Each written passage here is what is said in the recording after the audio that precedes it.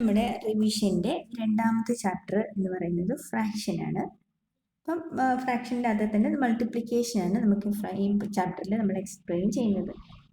ഒരു ചോദ്യമുണ്ട് ഇവിടെ. Each piece of a pumpkin weighs a 1/4 kilogram. What is the weight of 2 pieces together? What is the weight of 4 such pieces? 6 pieces എന്ന് ചോദിച്ചിട്ടുണ്ട്. സാധാരണ നമ്മൾ കടയിലൊക്കെ പോയി മത്തങ്ങയൊക്കെ വാങ്ങാറുണ്ടല്ലേ. അപ്പോൾ നമ്മൾ മത്തങ്ങയൊക്കെ വാങ്ങുമ്പോൾ ഫുള്ളായിട്ടൊന്നും വാങ്ങാറില്ല. നമ്മൾ എന്ത് ചെയ്യും? പീസാക്കി മുറിച്ചിട്ടാണ് വാങ്ങാറല്ലേ. അപ്പോൾ ഇതാണ് ഒരു മത്തങ്ങ പീസ് എന്ന് പറയുന്നത്. അപ്പോൾ ആ കടക്കാരൻ ആ മത്തങ്ങ പീസ് മുറിച്ചത്, മത്തങ്ങ കേട്ടോ, നിങ്ങളൊന്നും തെറ്റിദ്ധരിക്കില്ലേ. അപ്പോൾ മത്തങ്ങ പീസിൻ്റെ വില എന്ന് പറയുന്നത് എത്രയാണെന്ന് പറഞ്ഞിട്ടുണ്ട്? 1/4 കിലോഗ്രാം. 1/4 കിലോഗ്രാം, ക്വാർട്ടർ എന്ന് വെച്ചാൽ എന്താ? 1/4 kg ആണ്. അപ്പം ഇങ്ങനെയുള്ള 2 പീസുകൾ ടുഗെദർ, ഒരു 1/4ഉം ഒരു 1/4ഉം, 2 1/4 ചേരുമ്പോൾ നിങ്ങൾക്കറിയാമല്ലേ, ഡിനോമിനേറ്റർ സെയിം ആണെങ്കിൽ അതങ്ങനെ തന്നെ എഴുതുക. ന്യൂമറേറ്ററുകൾ തമ്മിൽ ആഡ് ചെയ്യുക. 1 + 1 2. ഇനി ഇത് ടീച്ചർ കട്ട് ചെയ്യാൻ പഠിപ്പിച്ചിട്ടുണ്ട്. 2ൻ്റെ ടേബിളിലുള്ളതാണെങ്കിൽ നമ്മൾ ഹാഫ് എഴുതിയാൽ മതി. 1/2 kg.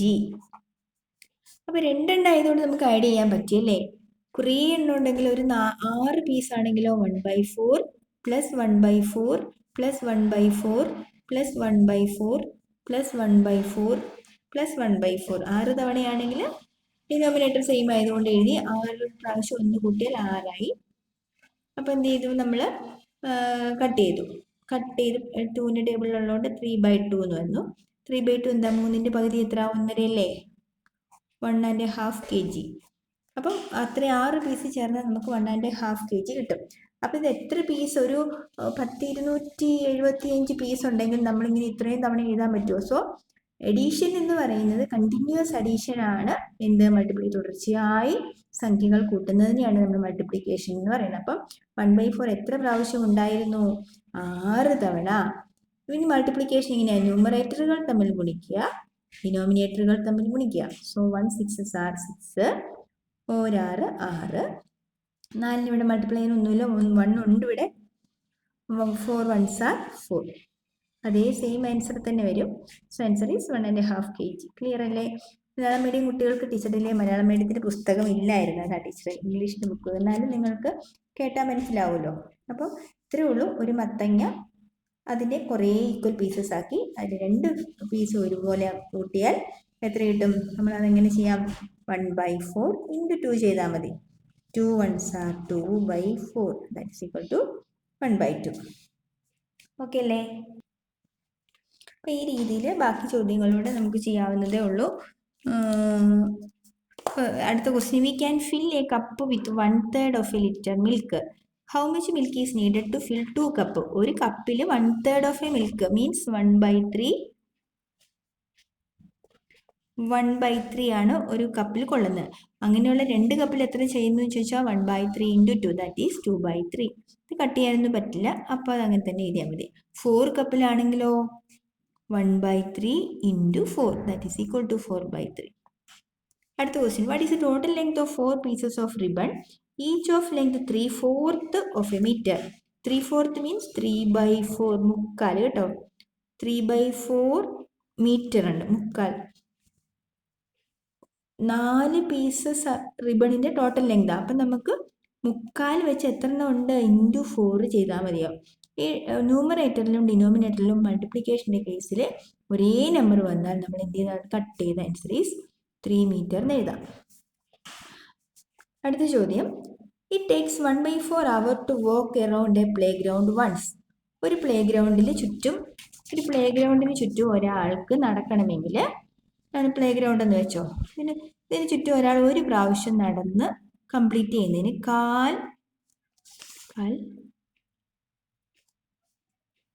1/4 മണിക്കൂർ, അതായത് 15 minutes എടുക്കും കേട്ടോ. 15 മിനിറ്റ് എടുക്കും. അങ്ങനെയാണെങ്കിൽ how much times does it take to walk 4 times around this? അപ്പോൾ 1/4 × 4 ദാറ്റ് ഈസ് ഈക്വൽ ടു, അയാൾ 4 പ്രാവശ്യം നടക്കുമ്പോഴത്തേക്ക് എത്ര സമയമാവും? 1 hour ആവും. എബൌട്ട് 7 times ആണെങ്കിലോ എന്ത് ചെയ്താൽ മതി? Simply 1/4 into 7 that is equal to 7/4. ഇവിടെ നമ്മൾക്ക് 2ൻ്റെ ടേബിളിൽ ഇല്ല, ഈവൻ നമ്പർ അല്ല. അപ്പം നമ്മൾ എന്ത് ചെയ്യണം? ഇത് ഡിവൈഡ് ചെയ്യുക തന്നെ ചെയ്യണം. കട്ട് ചെയ്യാൻ പറ്റുന്നില്ല എങ്കിൽ ഡിവൈഡ് ചെയ്യുക. 7നെ 4 കൊണ്ട് 4 1s are 4, reminder 3. So answer is 1 hour. 1 hour 3/4 minute കേട്ടോ. 1.25 മണിക്കൂർ എടുക്കും. ക്ലിയർ അല്ലേ? അടുത്തത് പേജ് നമ്പർ 25-ലുണ്ട്. അതേ same question. The weight of an iron block is 1/4 kilogram. ഒരു കമ്പി കഷ്ണത്തിന് കട്ടയുടെ വെയിറ്റ് എന്ന് പറയുന്നത് 1/4 കിലോഗ്രാം ആണ്. അങ്ങനെയുള്ള 15 എണ്ണം ചോദിച്ചാൽ 1/4 ഇൻറ്റു 15. അപ്പോൾ നമ്മൾ എന്ത് ചെയ്യുന്നു? 1 ഇൻറ്റു 15 15/4. നമ്മൾ എന്ത് ചെയ്യുന്നു? 15നെ 4 കൊണ്ട് ഡിവൈഡ് ചെയ്യുന്നു. സോ 15നെ 4 കൊണ്ട് കഴിഞ്ഞാൽ 4 3s are 12. Reminder 3. Answer is എന്ത് വരും? 3. ഈ കോഷ്യൻ്റായി 3 ഇവിടെ എഴുതണം. റിമൈൻഡർ 3 ന്യൂമറേറ്ററിൽ എഴുതണം, താഴെ എഴുതണം. So 3.25 kilogram. 16 ആണെങ്കിലോ ഇൻറ്റു 16 4 ഇൻറ്റു ഒരെണ്ണത്തിൻ്റെ വെയിറ്റ് 1/4 ഇൻറ്റു 16. സോ 16/4 നമുക്ക് 2ൻ്റെ ടേബിളിലുണ്ട്, കട്ട് ചെയ്യാം. എന്താണ്? 8/2 എന്നാവും. ദെൻ 4/1 എന്നാവും. So answer is 4 kg. Clear അല്ലേ? പേജ് നമ്പർ 26-ലെ ചോദ്യങ്ങൾ 2 എണ്ണം ഉണ്ട്. അത് രണ്ടും വീഡിയോ പോസ് ചെയ്ത് നോക്കി ടീച്ചർക്ക് കമൻറ്റ് ഇട്ടേക്കാവോ? ഡൗട്ട് ഉള്ളവർ ചോദിക്കണം കേട്ടോ. അടുത്തത് ഡിവിഷൻ എന്ന ആശയത്തിലേക്ക് പോവുകയാണ്. ഹരണം. 9 liters of milk is divided equally among 3 children. നിങ്ങൾ തന്നെ ഒന്ന് സ്വന്തമായിട്ട് ആലോചിച്ച് നോക്കി. 9 ലിറ്റർ പാല് നമുക്ക് 3 പേർക്ക് കൊടുക്കണം. അപ്പോൾ ഓരോരുത്തർക്കും എത്ര കിട്ടും? ഈസി ആയിട്ട് കണ്ടുപിടിക്കുക. 3 ലിറ്ററിൽ നിന്ന് നിങ്ങൾ വേഗം ഡിവിഷനോ മൾട്ടിപ്ലിക്കേഷനോ ഒന്നും ഇല്ലാതെ നിങ്ങൾ സ്വന്തം യുക്തിയിൽ നിന്ന് പെട്ടെന്ന് പറയും. ആ ഒരു യുക്തി നമുക്ക് എല്ലാ ചോദ്യങ്ങളിലും ഉണ്ടാവണം കേട്ടോ. അപ്പം how many litres will each get? What if there are 4 children? അപ്പം നമ്മൾ 9നെ 3 കൊണ്ട് ഡിവൈഡ് ചെയ്തപ്പോഴാണ് നമുക്ക് എന്ത് കിട്ടിയത്? 3 എന്ന് കിട്ടിയത്. സോ 9നെ 3 കൊണ്ട് ഡിവൈഡ് ചെയ്യുക എന്നുള്ളതല്ല, 9ൻ്റെ 1/3 പാർട്ട്. മനസ്സിലായോ?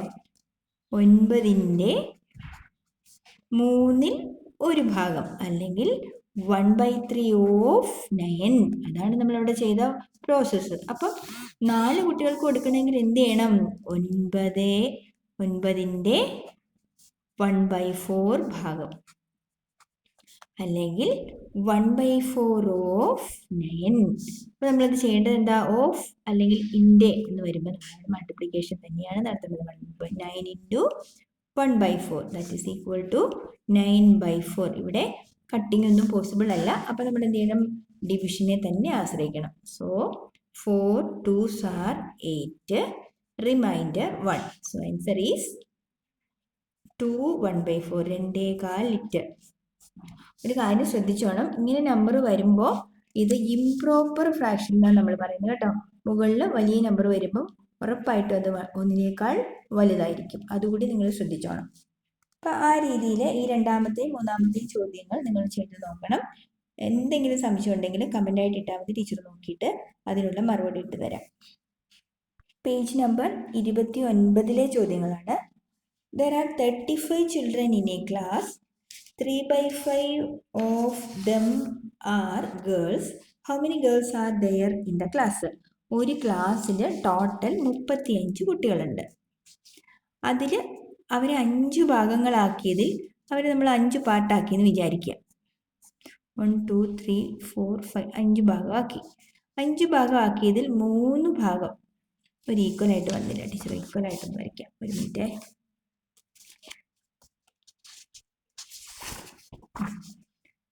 ഒരു ക്ലാസ്സിൽ 35 കുട്ടികളുണ്ട്. നമുക്കതിന് 5 പാർട്ടാക്കി.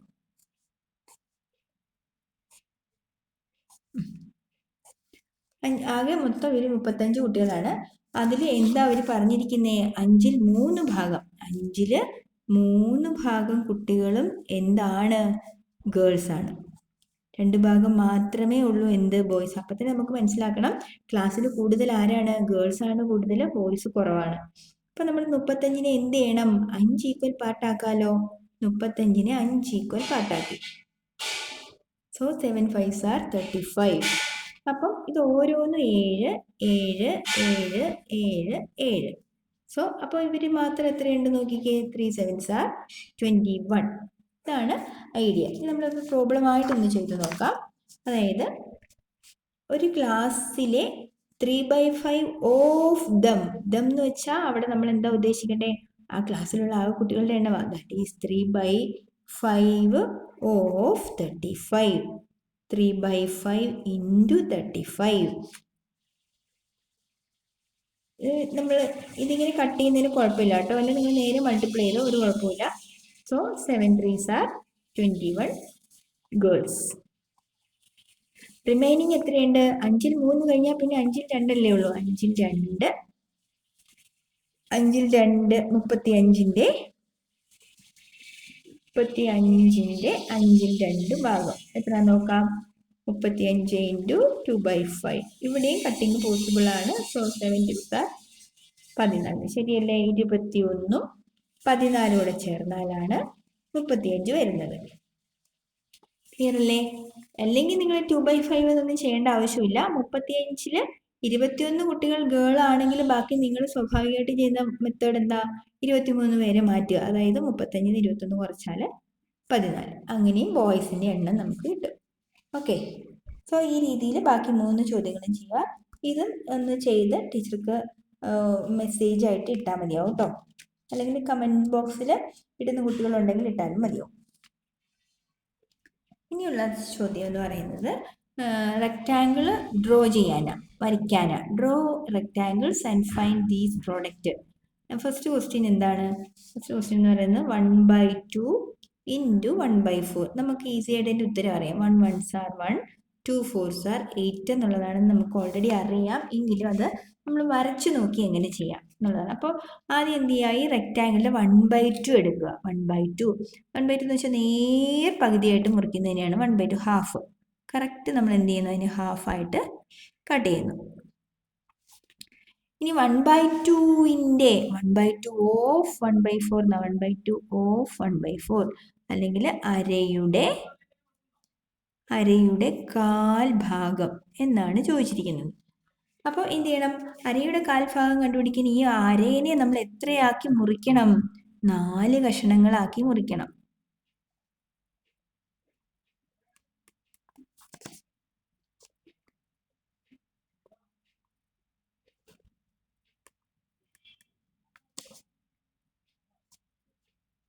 ഓക്കെ, 4 കഷ്ണങ്ങളാക്കി ഞാൻ മുറിച്ചു. ഇവിടെ ഞാൻ ഡോട്ടിടുന്നത് എന്തിനാന്ന് പറയാമേ. അതായത് ഇപ്പം നമുക്ക് ആകെ അപ്പം നമ്മൾ ടോട്ടലി 1/2 അരയുടെ കാൽഭാഗം നോക്കുമ്പോൾ നമ്മൾ കാലാക്കി മുറിച്ചു. അതുപോലെ ഇവിടെയും കഷ്ണങ്ങളായിട്ടുണ്ടാവൂല. അപ്പോൾ ടോട്ടൽ എത്ര കഷ്ണങ്ങൾ ഉണ്ടായി? നമുക്ക് ടോട്ടൽ 8 കഷ്ണങ്ങൾ ഉണ്ടായിട്ടുണ്ട്. അപ്പം 8ൽ ഒരു ഭാഗം മാത്രമാണ് അരയുടെ കാൽഭാഗം എന്ന് പറയുന്നത്. ഇപ്പം മനസ്സിലായോ 1/8 കിട്ടിയത്?